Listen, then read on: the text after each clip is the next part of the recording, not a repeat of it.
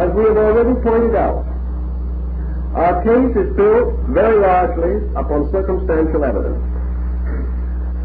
Circumstantial evidence has a validity, particularly when a number of different evidential points all lead in the same direction, or all indicate the same general trend. But nearly always, any reasonable idea which a human being can hold can be assailed by another person who does not accept it as reasonable. Thus, acceptance of the reasonable is not assured, and many persons will not acknowledge even factual evidence if it is contrary to their own inclinations. It is more difficult, however, to deny a fact than it is to deny a reasonable assumption. Thus, we are still working constantly in our own minds to clarify in as reasonable a way as possible all of the elements of this story, so that we may come to conclusions and may be able to say with good semantics, I believe that this is reasonable, and I am inclined to accept it. I accept it because it is reasonable, not because it is factual. And we'll continue to search for additional reasonable points, and hope always that in the course of seeking, facts themselves shall be revealed. We will take an example of our problem this evening. To start with, we're dealing with some European aspects of the matter. So let us take one of the most interesting and confusing problems that we have in the field of Atlantis research. And that is the effort to explain the migrations of the lemmings. Now, the lemmings are a small rodent-like animal, about 5 inches in length, very similar to the American field mouse. The lemmings inhabit northern areas of Western Europe, and normally they are like our field mice, rather difficult to find and not apparently over-plentiful. But periodically they increase tremendously in number, and on an average are from 4 to 7 years. This figure is not irregular.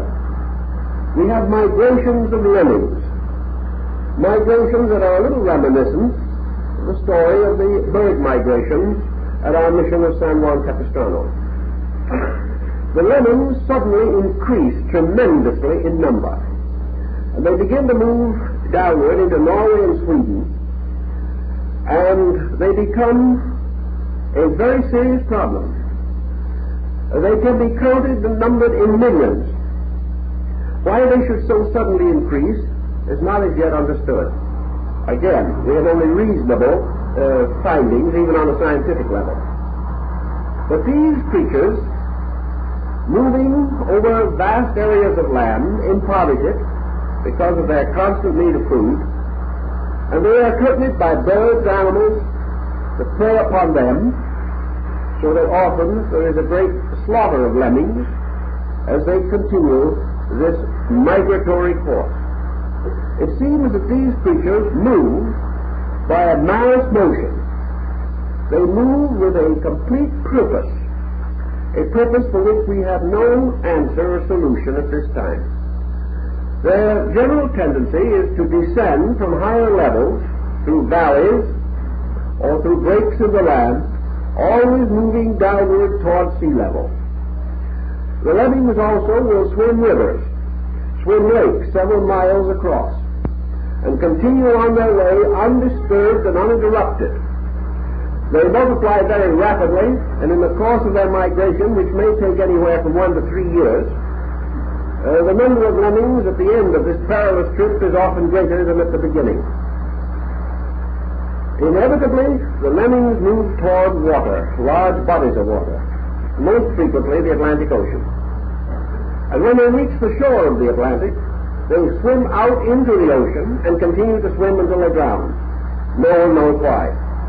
At the end of the migration, it is not known that any of them ever turn back.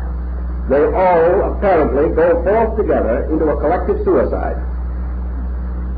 Now, this migration of the lemmings has been the cause of considerable speculation. So we can start, of course, with folklore. The natives of the area have an idea that these tremendous increases in the number of lemmings are the result of these creatures falling from the sky. There's an ancient belief that they rain down upon the earth at certain times.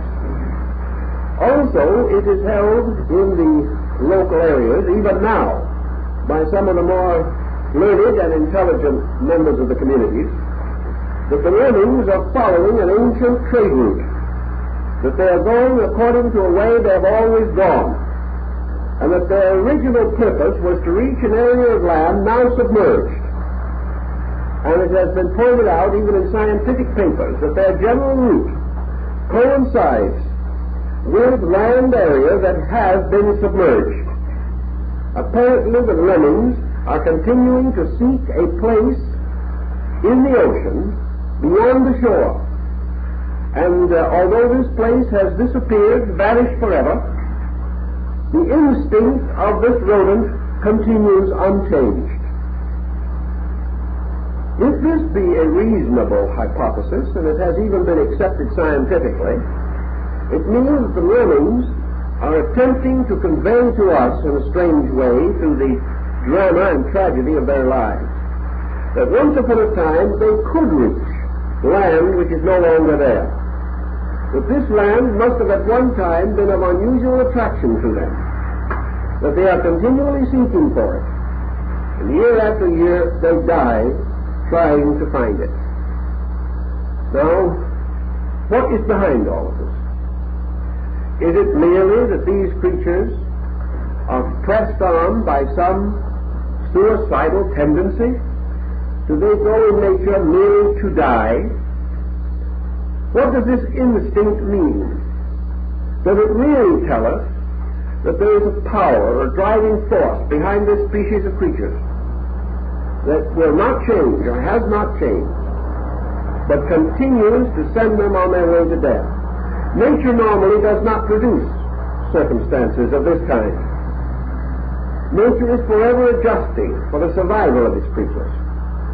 Why then do millions of the lemmings swim forth into the ocean to die? Experience has shown that they did not have to do so. They could have turned back. Even though their migration is heavy, it is not of the type of a herd of thundering buffaloes. They are not forced by the back pressure of their own kind to drown. Any time they could stop. Any one of them could have survived the entire catastrophe, but no, not one of them does. What is the answer? This has been advanced as indicating the migration of creatures otherwise to be noted, where a distribution shows that at some remote time there must have been land bridges between continents now completely divided. That these land bridges resulted in the general diffusion of creatures. These creatures change somewhat, but not necessarily totally. It is assumed, therefore, that the lemmings are following an ancient route that was a land route at the time of the Miocene period. That they have never been able to overcome the instinct to follow an old order of the earth's arrangement. And perhaps the reason why they have continued is because they have no means of common communication. Not one can come back and tell the others. Therefore, each discovers only by dying. It is a strange and remarkable story, but is one of the facts that tells us apparently that these creatures have always expected to find land, that they did not expect to die. So the instinct that drives them may be of psychological importance. We have no way of knowing whether the lemmings have the folk consciousness on a lower level that we recognize in certain human culture groups. In any event, their strange little pattern, locked within their own primitive structure, is this seeking of another land beyond the water. We know that they have not been influenced by Ignatius Donnelly or anyone else. They are not seeking because of Colonel Churchward or because of any modern writer. They have not even perused the Timaeus and Critias of Plato. They are merely obeying something, obeying a force that is irresistible. The same force that probably at one time did permit them to wander into other regions and perhaps ultimately breed into what we call the American field mouse. Whatever it was, this is another natural relic which seems in many ways to be more reasonable than human thinking, because we are dealing now with something totally apart from the attitudes of human beings. In the distribution of the Atlantic continent, as in the idealistic reconstructions thereof, we also observe what might be termed the eastern end of the Atlantic Bridge. This eastern end seemingly extended reasonably to the north, certainly including much of England, and perhaps further into the Scandinavian area. Whether this was a continuous area, or whether there were islands and a land bridge at the northern end, we do not know. But Atlantis seems to have been bound to Europe at one time along the entire coast, from what we now call the Scandinavian countries to the western point of Africa. It united with what is now Spain and Portugal. It united with the western coast of France. It extended upward into the Baltic countries. It was one tremendous band of land.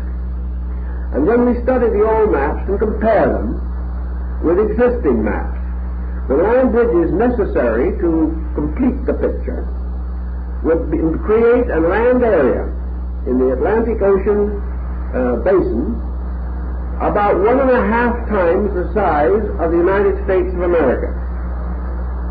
It would have been a tremendous piece of land, a very vast area, with the Azores Islands somewhat above the center of the band, but within the general area thereof. On the western side, this tremendous continent was bound to the western hemisphere from an area north of Nova Scotia up around Newfoundland, all the way down to what we will call Cape Hatteras. It then seems to have broken away and to have tipped with water between it and land downward to include most of the West Indies. We do not find absolute proof of a land bridge as far south as the eastern points of South America. But we do have this tremendous area.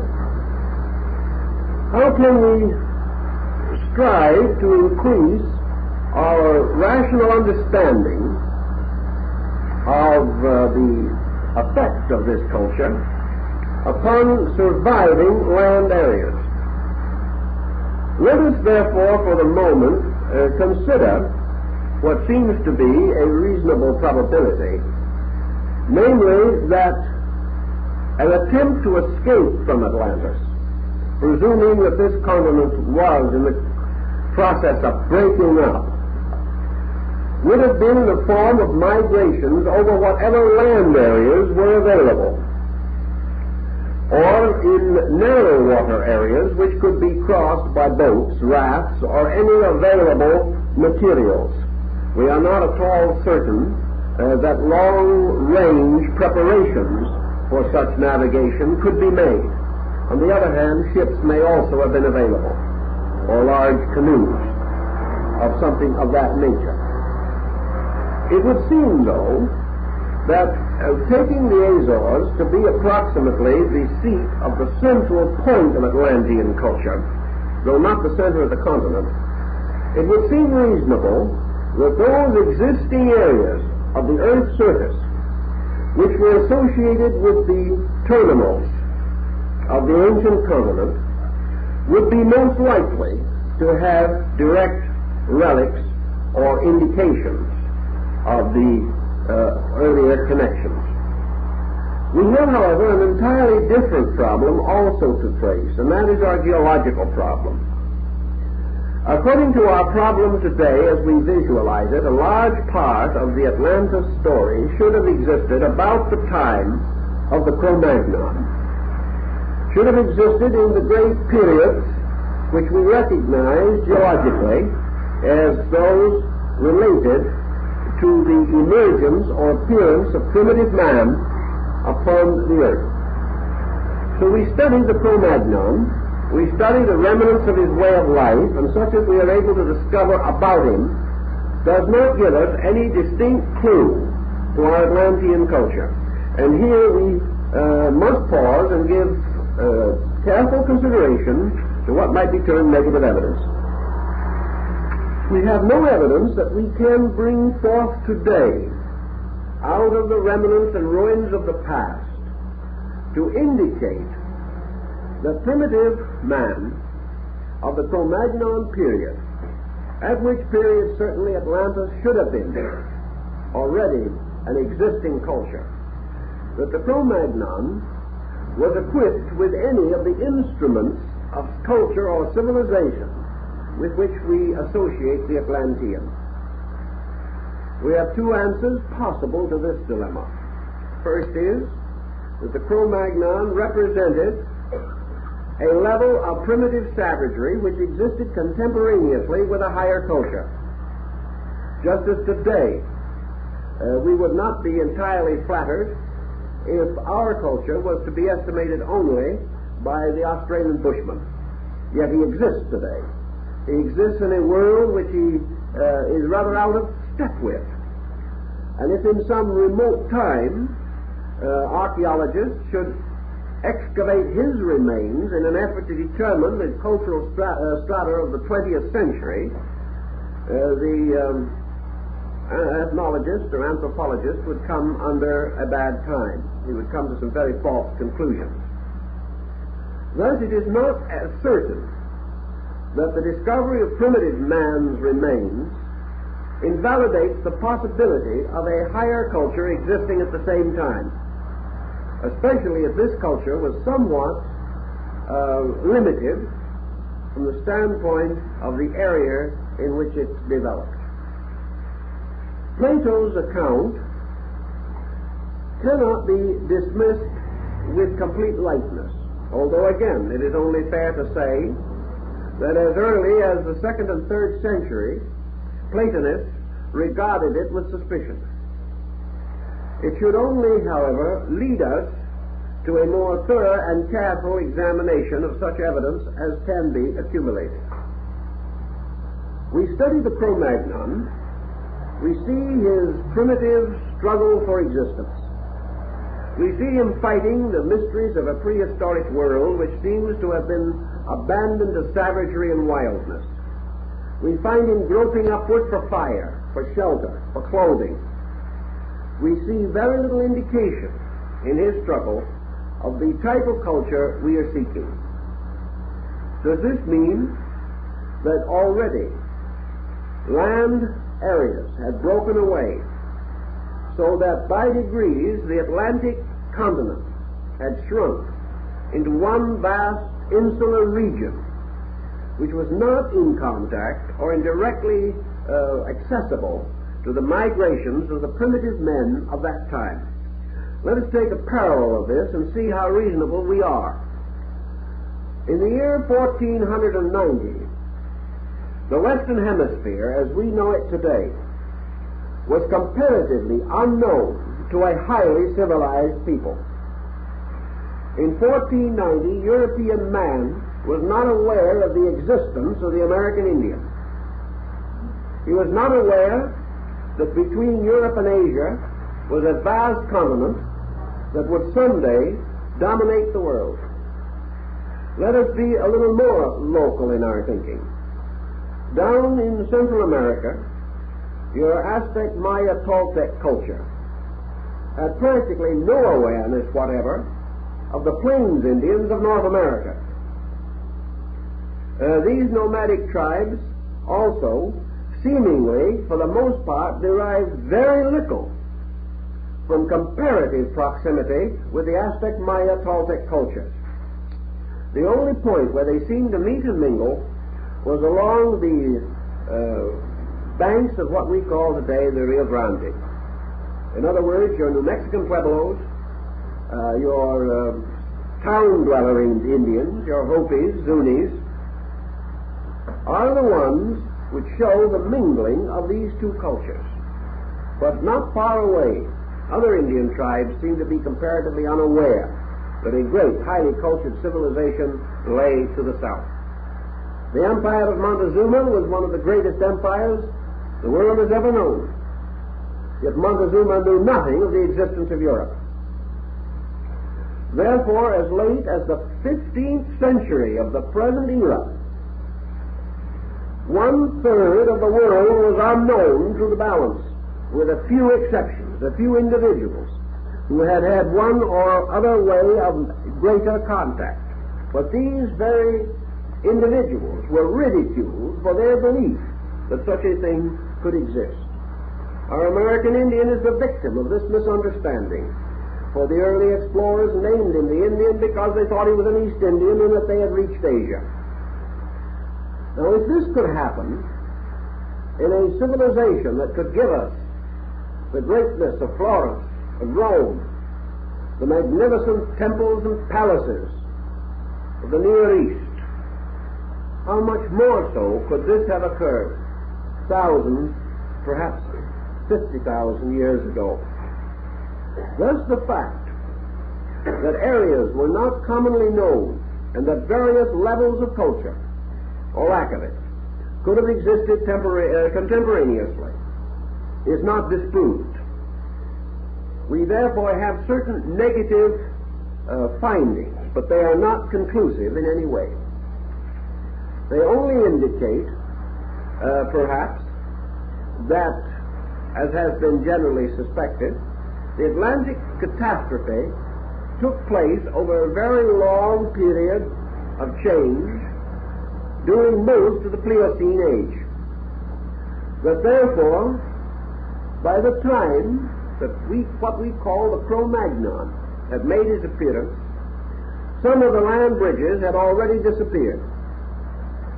And the primitive man of Europe had no means of reaching this larger world outside, or this tremendous complex of culture located upon its 10 islands, or upon its continents and islands.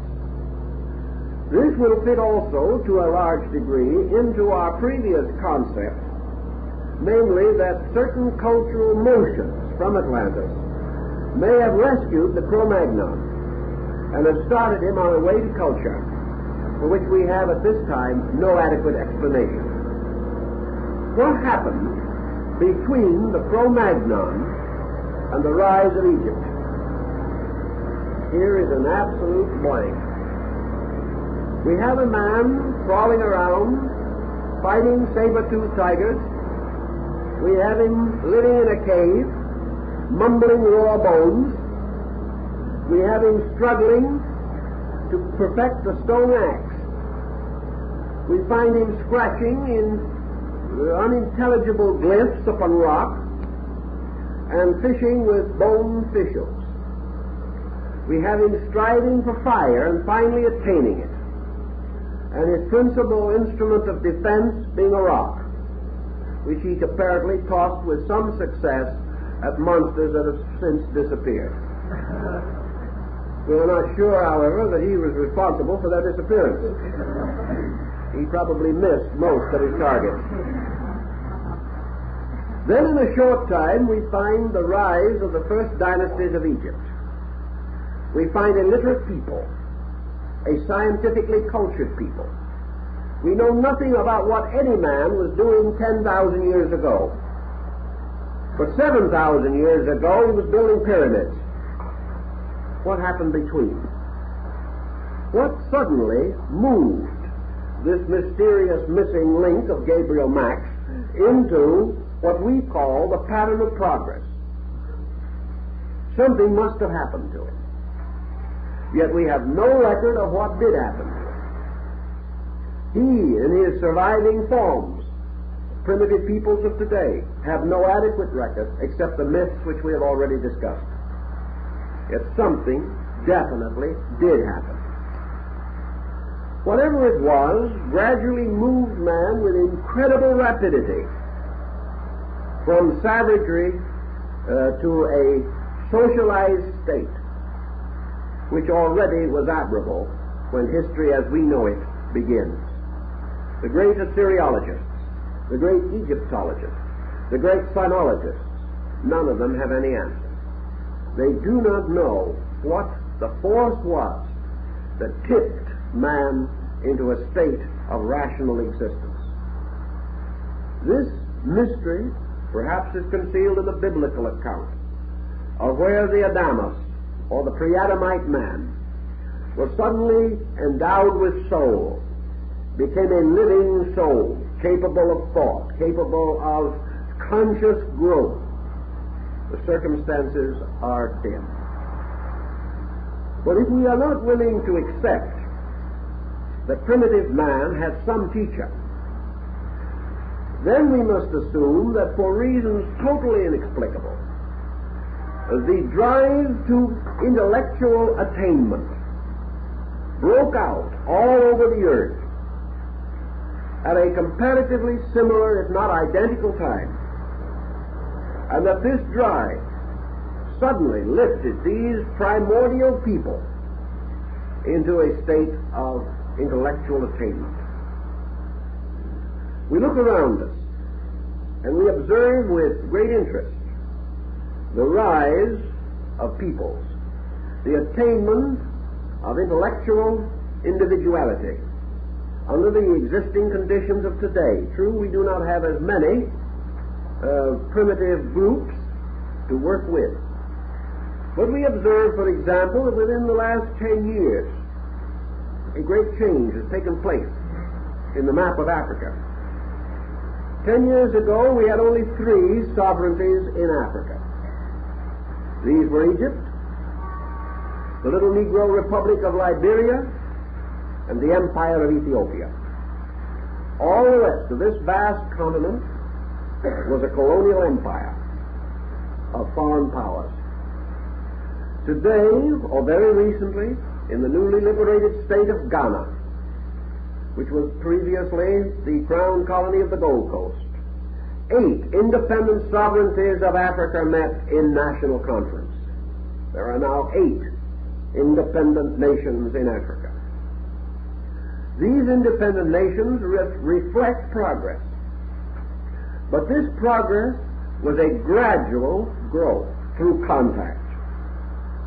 We may assume that had there been no contact between Africa and other groups of culture, contact which perhaps later became a burden under the colonial policies of various European powers, but certainly the original contact and its results in the terms of schools, sanitation, the development of communications with the outside world, missionaries, many other contributions, these made possible the rise of the independent states of Africa. What happened back in the days of our mysterious Cro-Magnon? Had he been reached by other powers who had advanced longer and considerably in the way of independent individualism, he might well be rapidly moved to a higher social foundation. But left completely to his own devices, we do not know exactly what it was that inspired the Cro-Magnon man to suddenly emerge in the rise of the greatest classic civilizations that we know, civilizations so glorious that they are still romances of fiction in our minds. We observe, in memory at least, the grandeur of Babylonia, the magnificent Ur of the Chaldees. We see the rise of great cities. We behold the wonders of Philae, at Karnak, at Luxor, and the tremendous pyramids upon the delta of the Nile. We see the rising glory of China and India. These things did not emerge suddenly out of the Cro-Magnon. Something had to happen. He did not have a long enough time, and more interesting, had he developed these things of his own accord and in his own simple way, we would have locked in the earth, locked in the stratas of geological formation and in the human artifacts, the unbroken record of these changes over long thousands of years. We do not have them. We do not have the evidence of the super Cro-Magnon. We do not have the indication of this man suddenly becoming the astronomer, the scientist, the physician. We do not find rising in him the vestiges of great theocratic states, the rise of knowledge. We do not find in him the seeds of reading, writing, and arithmetic. What happened? Until all these questions are satisfactorily answered, in some way, we have a right, from a reasonable point of view, to ask the questions. And we also have a right to advance as reasonable, but not factual, such explanations as may contribute most directly to the clarification of this difficulty. There seems to be only one possible answer. That is, natural answer. If we do not wish to ascend into the entirely rarefied atmosphere of mystical speculation.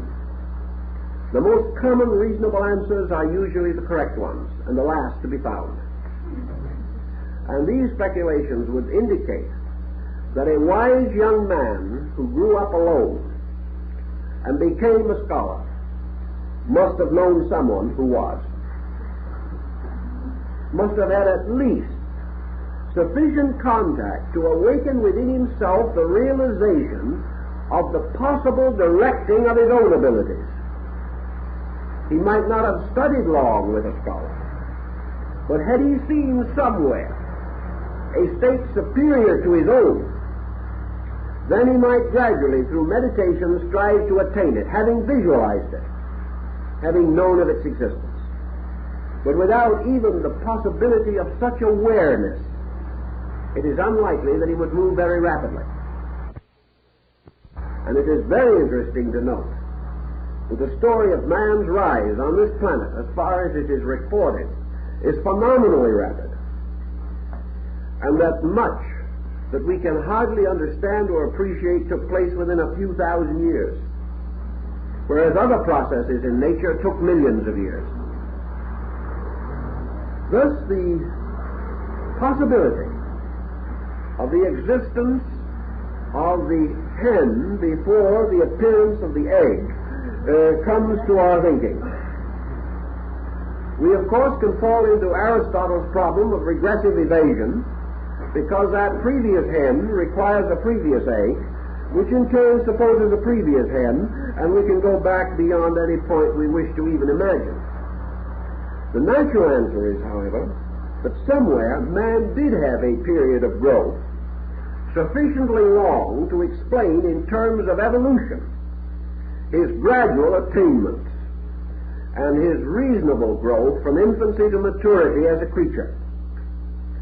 And that this particular pattern of growth has disappeared, so that we are no longer able to rescue its proportions. We can see only certain effects of it, but its own substantial nature completely eludes us.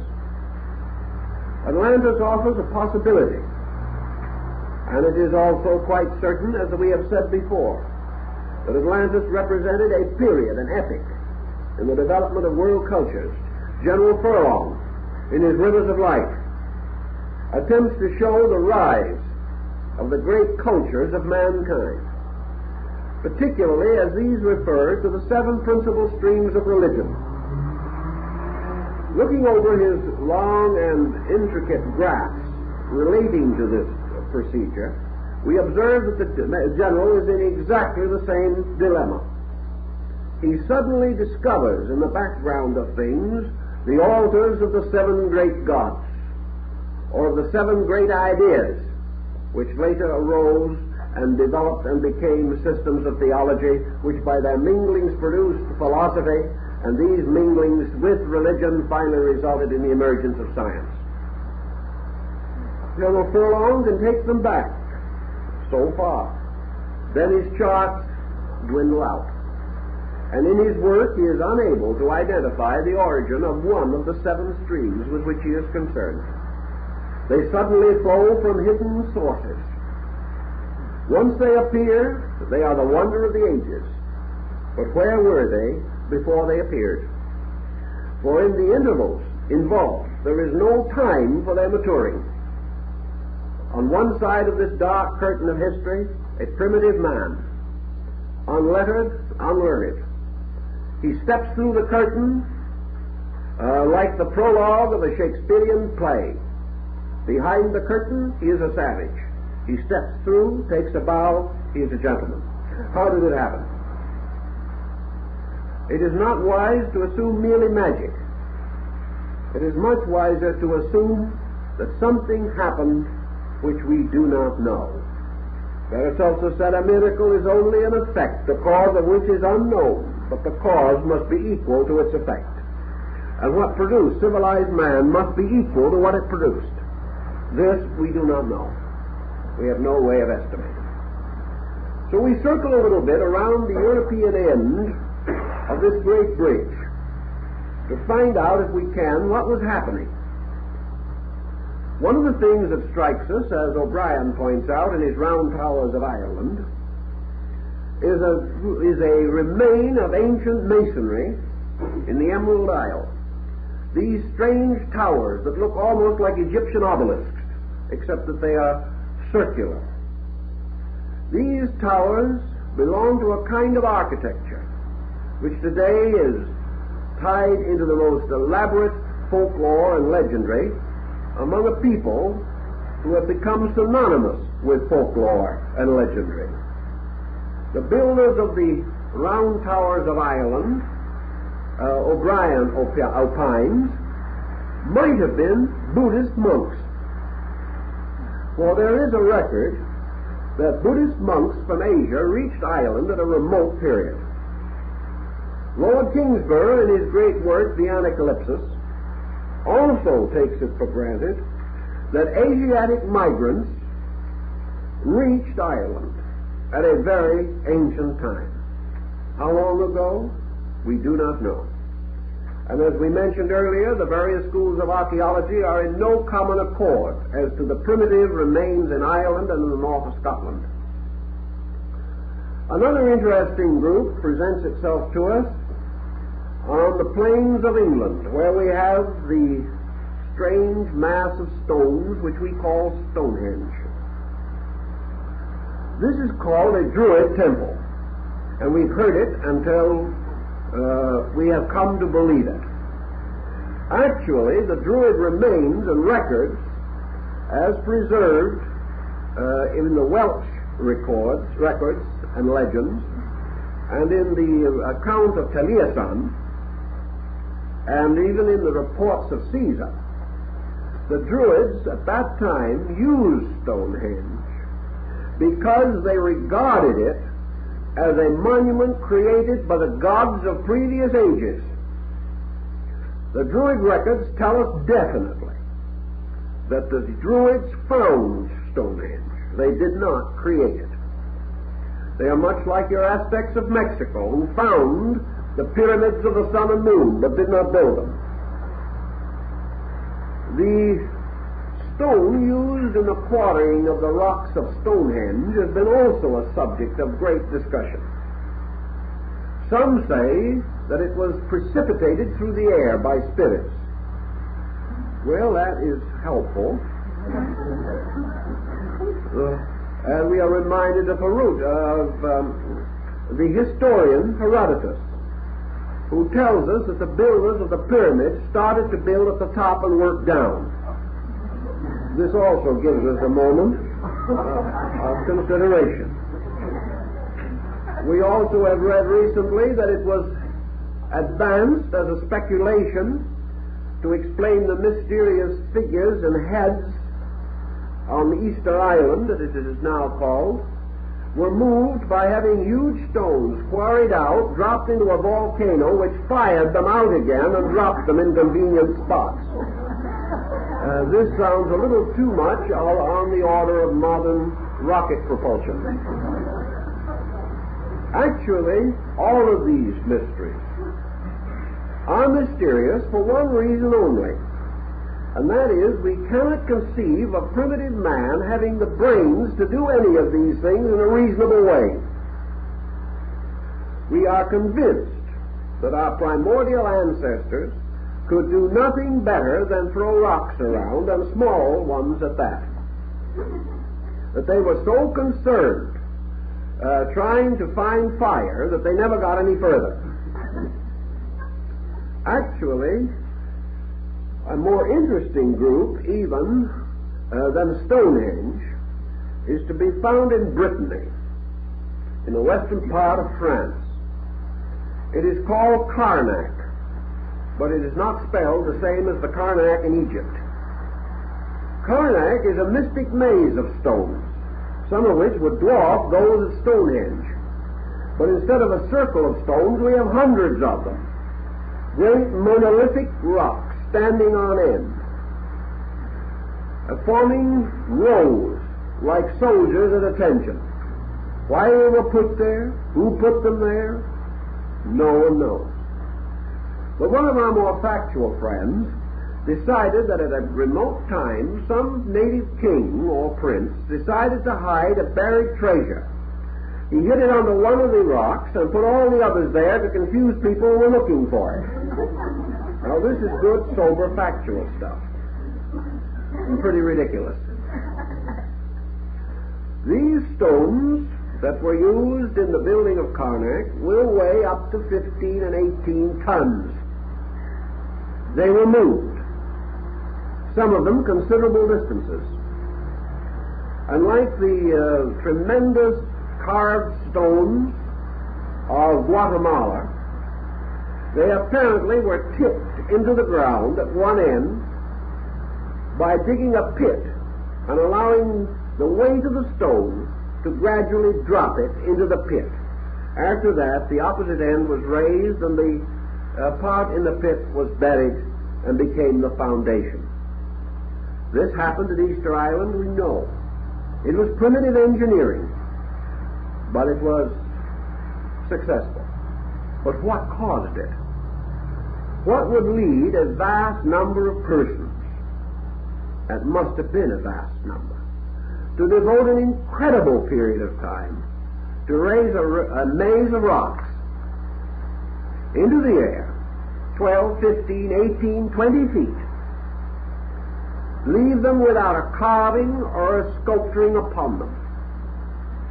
And if that isn't mysterious enough, we can look around through England, Scotland, and Wales and find all kinds of large rocks that have been balanced like the head of a mushroom on a very small stem-like rock, so perfectly that they have balanced for ages.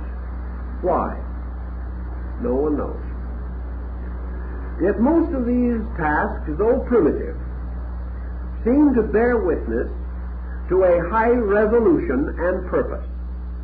This purpose we get no trace of in the story of the Cro-Magnon man. We find this problem, or this purpose, already exhausted by the time that Egypt began. But there is this similarity. The builders of the pyramids and the great monuments of Egypt used the same basic method, but they had highly refined it so that their achievements were orderly, scientifically reasonable. Somewhere, factors had come in, yet these factors were not unknown to the builders of Stonehenge and Karnak. The Druids found that Stonehenge constituted a magnificent calendar of the equinoxes and solstices. We know that the pyramid is oriented to the 11th decimal point. It is almost certain that the great ruins of Karnak in Brittany had some definite scientific or religious usage. These were built by persons who already knew something. They were not built by the Cro-Magnon, but apparently they were standing there long before we come to this dark curtain which divides prehistory from history as we know it now. We also observe a number of other intriguing and stimulating lines of thought. Where it is possible to trace the physical remains of a people, we have certain foundations upon which to build. When, however, we begin to trace the psychological foundations of people, we are in a field where our own instruments are inadequate. Psychology as we know it today is only 50 or 60 years old. We are seeking now for further insight into the pressures and archetypal patterns behind the human race. We are looking essentially for the same thing the scientist is trying to find out about the lemmings. We are trying to discover the source of the pressure which we have today called progress. What caused it? What has caused it to snowball? Why is it today that progress has gradually become mostly pressure? And that under the insistences of this tremendous momentum, we are sometimes afraid that we are rolling and rumbling our way towards some incalculable doom, that we are committing suicide just as the lemmings commit suicide each time they migrate along the field or line of their own tremendous pressure. This pressure seems to always be present as a result of a cause. We may like to assume that man's pressure began totally within himself. But every experience that we know tells us that there must be two kinds of pressure. One is pressure from within, and the other is pressure from the outside. That from one type, the first pressure, we discover the existence of energy resources, of power and of will.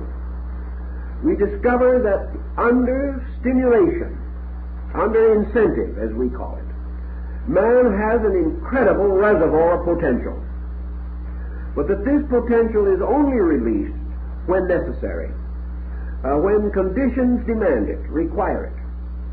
And it prefers to be released sequentially, each step leading naturally to that which follows it.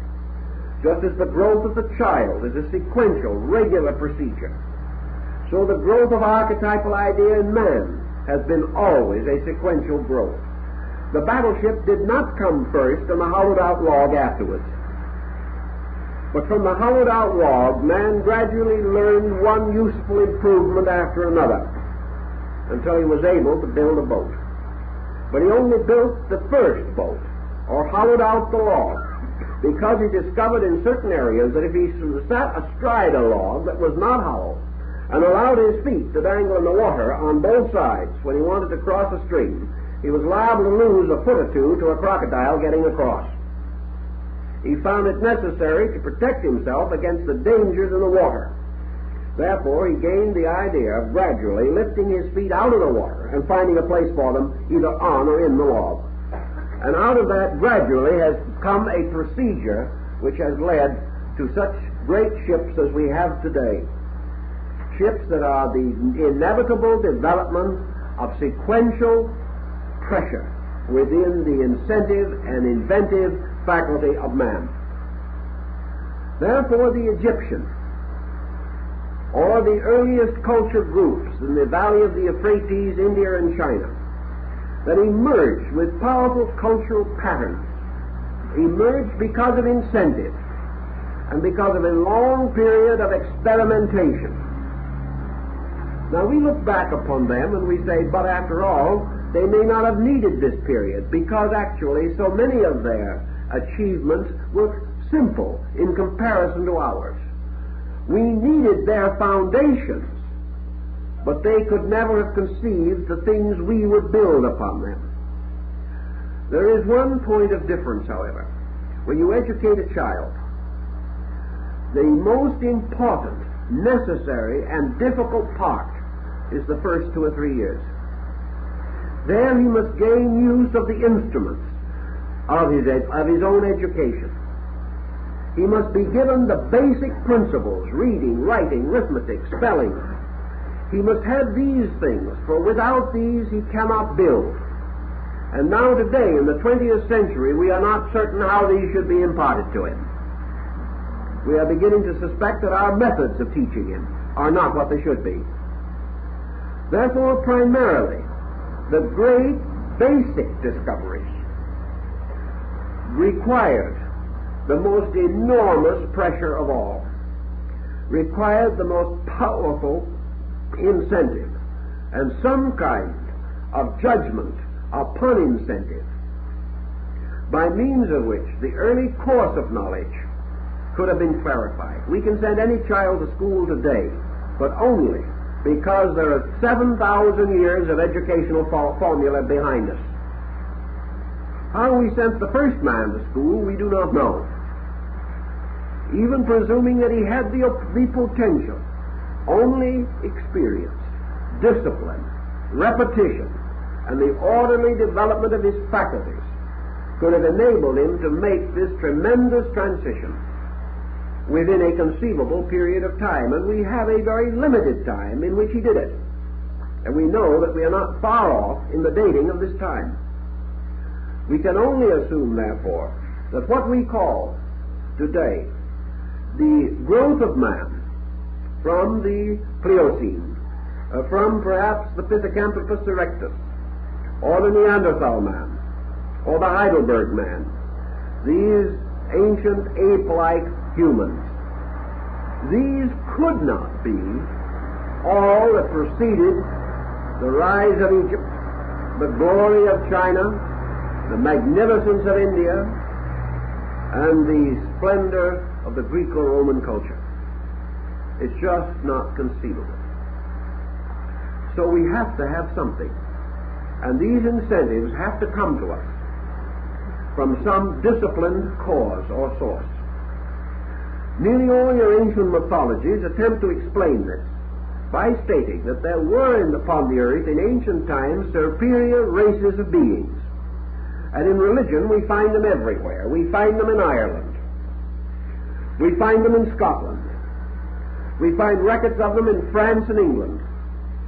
Everywhere we search, as in the case of the sagas and the Eddas, in the case of the ancient Arabian records, the Egyptian legends, always we have a people that arose from previous contact with culture. The only difference between this viewpoint and that of the Atlantic research student is the effort to determine the state and stature of these previous teachers. Donnelly was one of the first to present the possibility that these ancient teachers were the highly developed people of previous races. He opposes to this the presumption that these were angelic beings, creatures of a superior order of life.